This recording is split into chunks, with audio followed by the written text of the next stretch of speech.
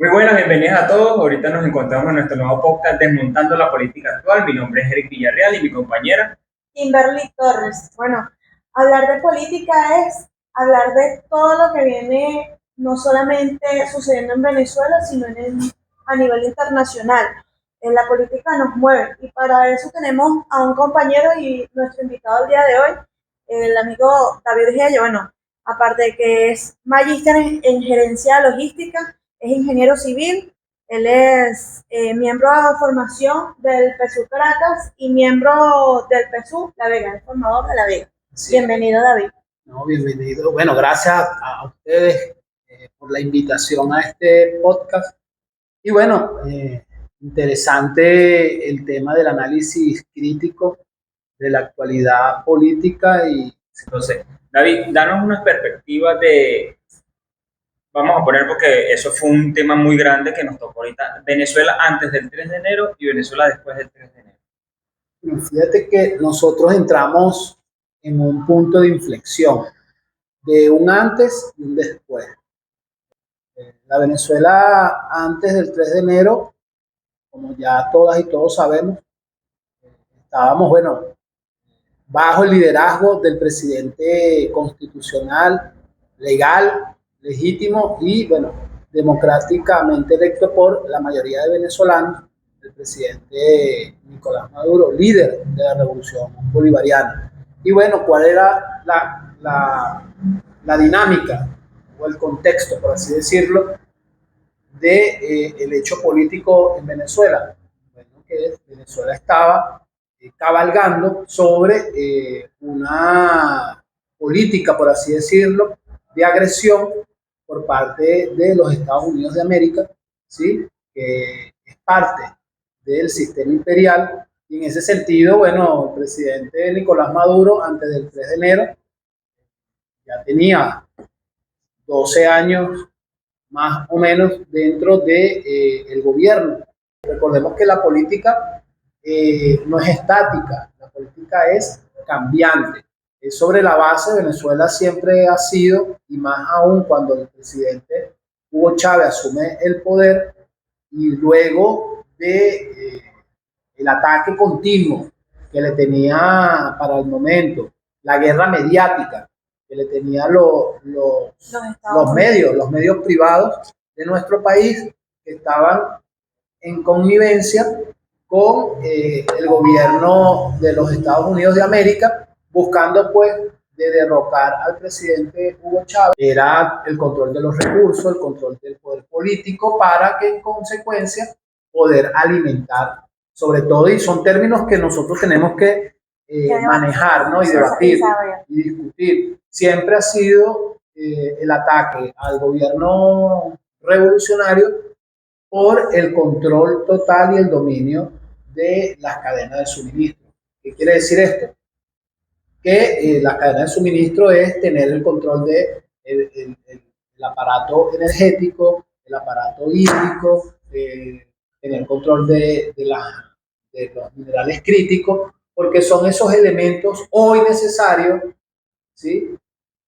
No, e incluso si nos ponemos a ver con todo ese tipo de reformas que se vinieron haciendo a través de ese tiempo, Venezuela entra lo que es en el ojo de la geopolítica global. O sea, porque Venezuela no era conocida, nadie tomaba en cuenta a Venezuela, simplemente era un país en el ricocito, pero desde que se hicieron ese tipo de reformas y llegó este señor, como decían, ¿de dónde salió? ¿Qué cambio está trayendo? Entonces Venezuela empezó como que a resurgir. Recordemos que Chávez, cuando llega, él plantea la tercera vía. ¿Por qué? Porque había una putrefacción, además son palabras del comandante Chávez. Había un Estado que estaba en descomposición, ¿sí? A nivel político, a nivel militar.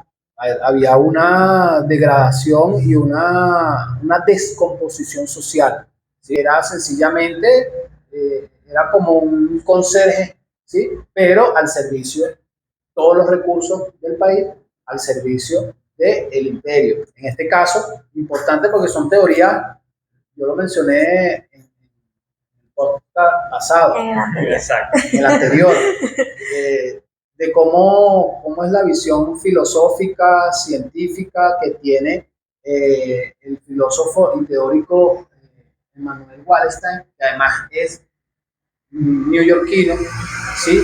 Pero la visión de sus estudios que habla sobre el sistema mundo y cómo los países en una región, ¿sí?, que tienen comportamiento de superpotencia, ven a los países minusválidos, nos ven como países minusválidos de toda la vida, y aún y cuando Venezuela, que además es eso de mantenerla apartada, oculta, era parte de su estrategia, ¿sí? Porque ya desde esos momentos el imperio tenía conocimiento, información, datos, ¿sí?, sobre toda la inmensa riqueza que tiene nuestro país hasta la actualidad y por los años y los años por venir, ¿no? Entonces, en ese sentido, el imperio le convenía tener a Venezuela oculta. Recordemos que nos llamaban el patio trasero, Latinoamérica como el patio trasero, pero más allá de toda Latinoamérica era tener el control y dominio del poder político, los recursos hídricos y los recursos minerales de nuestro país. Entonces, eso conllevó, ¿sí?, a varios momentos políticos, varios contextos políticos. Mira, David, creo que cualquier persona que te escucha y te acaba de pasar ese sentimiento, creo que muchos que vivieron esa situación o ese momento histórico lo recuerdan así, ¿sabes? Como se les crispa el cuerpo. Claro. Hay muchos que hasta lloran recordando eso. Para hablar de política actual creo que debemos hacer eso, recordar de dónde vienen todas las situaciones que venimos, que en estos momentos estamos pasando en Venezuela. Tú decías algo muy importante. Hablar del 3 de enero es venir de eso, de dónde venir, de dónde tener viene. retrospectiva. Sí. Pero esto no viene solo desde el 3 de enero, o sea, es una guerra que viene desde los inicios del comandante. Por lo menos todo el mundo recuerda la crisis que tuvo Venezuela en el 2017, 2018. También podemos hablar un poco sobre las elecciones de 2024, del 28 de julio de 2024. Pero ahorita tenemos una situación en el país, bueno, ahorita está a cargo la presidenta encargada, Delcy Rodríguez, y eso viene desde el 3 de enero, producto de eso, de una guerra que ha venido desde hace años y le han generado a Venezuela, que fue tanto así que, o sea, le colocaron estas restricciones a nivel comercial. Se me fue el nombre, pero viene de eso, esas restricciones que nos han colocado, que no le afectan a los políticos, eso nos afectó a nosotros como venezolanos. Así es. Bueno, fíjate tú que, como tú lo decías hace un instante, el constructo del presente y el futuro es todo el cúmulo haciendo retrospectiva de lo que hemos venido conversando. Entonces, todo ese constructo o todo lo que hoy sucede es consecuencia de ese constructo, ¿sí? Recordemos todo el ataque que recibió el comandante Chávez, el golpe del 2002, el paro petrolero, me explico, y los escenarios, la genialidad de Chávez luego de sobrepasar esa tormenta, esa conspiración, esa complota, como lo decía Simón Bolívar el Libertador, luego de pasar por esos escenarios, ¿sí?, llegar al 2007, 2008, donde hubo la crisis más grave del planeta. Y Venezuela, gracias a la genialidad de Chávez, gracias a esa visión de estadista, de futuro, Venezuela, bajo el mando del comandante Chávez y el alto mando político y militar, logró sortear la crisis más profunda que ha recibido el sistema económico internacional con todos los países en los últimos 200 años. Entonces empieza 2013, 2014, llega Barack Obama. Recordemos que Barack Obama de 2014 para 2015 lanza aquel decreto Obama que, bueno, declara a Venezuela como una amenaza extraordinaria, inusual, extraterrestre, algo que pone en tela de juicio la estabilidad de la región y sobre todo porque aquí a los Estados, en ese momento a los Estados Unidos no le importaba la estabilidad de la región. Lo que le importaba en su momento y siempre le va a importar es la estabilidad de su país, y de los países que corresponden al sistema imperial. Y Venezuela, como no se arrodilló en la era de Chávez, y Nicolás Maduro tenía una instrucción, ¿sí?, que era seguir el legado del comandante Chávez y darle continuidad al proyecto político bolivariano y profundamente chavista, porque una vez fallecido y pasado a otros planos el presidente y líder supremo Hugo Chávez, entonces se convierte en una de las raíces ideológicas, teóricas, filosóficas, científicas de la revolución bolivariana. Empieza entonces la era de Nicolás Maduro, en la cual todas y todos sabemos que, bueno, se puede resumir en esa situación que todas y todos vivimos el 3 de enero, y previo al 3 de enero todo el ataque, recordemos, medidas coercitivas, unilaterales, sanciones, bloqueos, guerra electrónica, guerra financiera, guerra eléctrica, ¿no? Y las guarimbas. Guarimbas, o sea, utilizando lo que hablamos en el podcast anterior, la guerra mediática, ¿sí?, como los medios y las redes como poderosas armas, utilizando métodos de manipulación psicológica, manipulación de percepción, cambios de conducta en la población para ir socavando la base social de Venezuela y generar un conflicto entre la sociedad civil que apoya y siempre ha apoyado la revolución bolivariana y la otra contraparte, que es la que siempre le ha sostenido la oposición contra el gobierno revolucionario. Mira, tú hablaste de algo muy importante, el tema de las redes sociales y lo que estamos viviendo ahorita después del 3 de enero. Siempre he dicho que, bueno, las redes sociales influyen mucho, bueno, no solo en los jóvenes. Yo tengo mi madre que usa mucho la red social TikTok y cómo utilizan esa red social para crear contenidos y hasta ahorita con la inteligencia artificial, cómo han manipulado mucha información. Igual que recuerdo el 3 de enero, bueno, quien no salió a las calles preocupado y lo primero que hicieron fue salir a las calles a comprar cosas para la casa. Exacto, la gente Mucho. desesperada. Compras nerviosas, pero eso también. Eso también se debe a que nosotros nos han hecho un ataque directamente a lo que es a nivel cultural.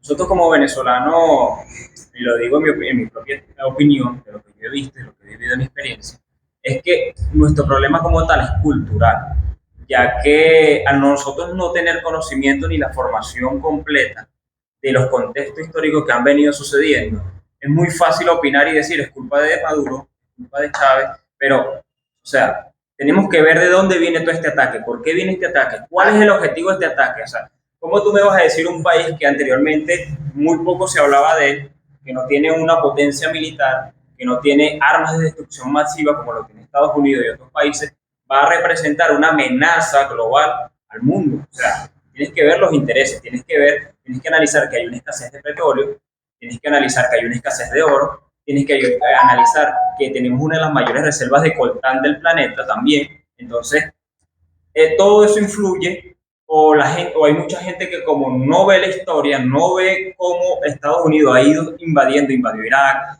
o sea, los intereses económicos de esa hegemonía, cómo nos han ido aplastando y atacando a nosotros por nivel cultural por falta de conocimiento. Sencillo, ahí tú puedes decir, más que un problema cultural, es un tema emocional. Sí, ahorita, bueno, podemos mencionar cómo Colombia, que gana la ultraderecha, ¿sí?, cómo el marketing, la publicidad, además que no, este nuevo presidente, que es colombo, norteamericano, porque tiene la doble nacionalidad, sí, fue capaz de percibir en la primera y en esta segunda vuelta, fíjense ustedes que el margen fue muy chiquito, sí. ¿sí? Es lamentable. Yo he visto en las redes, ¿no?, como colombianos que no que apoyan de un lado y del otro, colombianos de a pie, decían, es que nosotros todavía no hemos superado lo emocional, somos muy vulnerables al engaño de las redes, somos muy vulnerables al engaño de los medios de comunicación. Como decía un colombiano, no es que el gobierno de Petro fue el peor, pero tampoco fue el mejor. Sin embargo, dio claras luces y avanzó en función de sacar de ese contexto, luego de la muerte de Gaitán y toda esa guerra civil simulada que ha tenido Colombia la conformación de guerrilla, del Ejército de Liberación Nacional, de la FARC, de insurgencias, pues, inclusive hasta paramilitares, apoyados por el Estado, ¿sí? De un sector de la derecha de Colombia, amparado por o en connivencia con los Estados Unidos.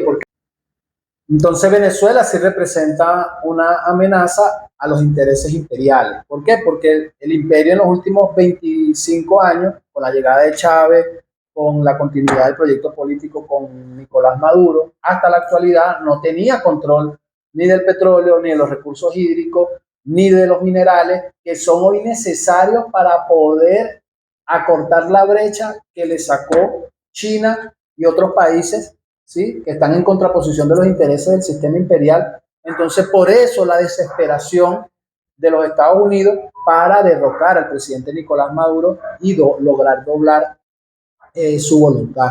Yo aplaudo y hay que reconocer el temple, la resiliencia, la capacidad de aguante que tuvo el presidente Nicolás Maduro, a tal punto de que los Estados Unidos, violando el derecho internacional, utilizó sus fuerzas especiales, utilizó una fuerza letal, una fuerza de guerra para sacar a un individuo en contra de su voluntad, violando todo el aparato jurídico y el estamento jurídico internacional, y temas que quedan para seguir profundizando. Será ya en otro podcast. Si seguimos hablando de esto, bueno, el podcast puede durar hasta 3 horas, pero es lo que tú decías en la actualidad. Bueno, está a cargo nuestra presidenta. Bueno, seguimos construyendo desde cada espacio muchas cosas. Sí, siguen las consultas, sigue la inversión externa, el turismo incrementado, pero es como tú decías, bueno, lo que tuvo que enfrentar nuestro presidente Nicolás. Y el liderazgo que hoy está asumiendo Delcy ante esa situación compleja de tener a nuestro presidente Nicolás Maduro secuestrado y tener que negociar con el captor. No, y que nosotros también como venezolanos tenemos una tarea muy, muy fuerte, que es empezar a prestar más atención al contexto político. No ve solamente el por encima los que nos están dando las redes sociales, la inteligencia artificial, o sea, la teoría y la información que nos brindan los medios. Tenemos que también ver el contexto interno de qué llevó y por qué se llevó todo esto. Precisamente hacer análisis crítico a toda información, a todo contenido que tú consumas. Exactamente. Bueno, gracias David. Gracias a ustedes. Por este hermoso compartir. Y bueno, esto fue Desarmando la Política Actual. Gracias. Con David Hey. Venceremos.